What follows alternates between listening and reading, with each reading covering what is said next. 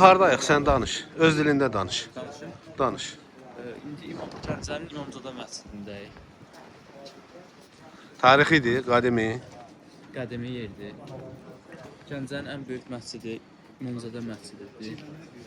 Neçə ildə tikildi bilirsən? Təxminən 4-5 il əvvəl məscid yararsız haldaydı. Ha, yararsız halda. Və Cumhurbaşqanı İlham Əliyev yəni məscidi yenilədi. Çox gözəl. İndi açıq da. İndi açıqdır. Əzan oxunar. Azan yox, bəli Hə. bir saatlarda oxunur. Hə, bəli saatda oxunur. Namaz qılınar. Namaz qılınır. Yaxşı. Bunlar görsinlər. Çox gözəl. Bu da külliyə də. Aha. Hamısı var burada. Mədrəsəsi də var. Çox gözəl.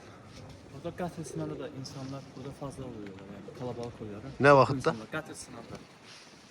Qətl sınavında. Nə o? Qətl, yəni keçmişdə bizim peyğəmbərlərimiz, imamlarımız, İmam Əli falan.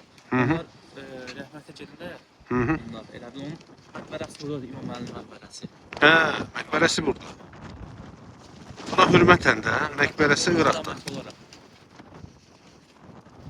Çox gözəl. Sən özün tanıt. Sən kimsən? Mən Yaqub Oruz. Gəncəlisən? Gəncədənəm. Çox. Gəncə şəhərindən.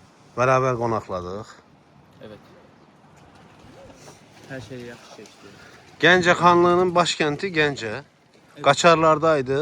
Qaçarlar. Son Qaçarlar Ruslara yeniləndə Qaçarlar Gəncəyi Ruslara verdi məcbur. Onlar çıxıb getdilər. Onlar üçün İran tərəfindən gələn türklər. Oranın türkləridir. Son Gəncə Rusların qoluna qaldı. Ruslar imperiyanın məcburiyyət. İmperiya aldı. Rus imperiyası aldı. Sovet Respublikası. Son Sovyetdə oldu. İndi də çox şükür ki Azərbaycanda.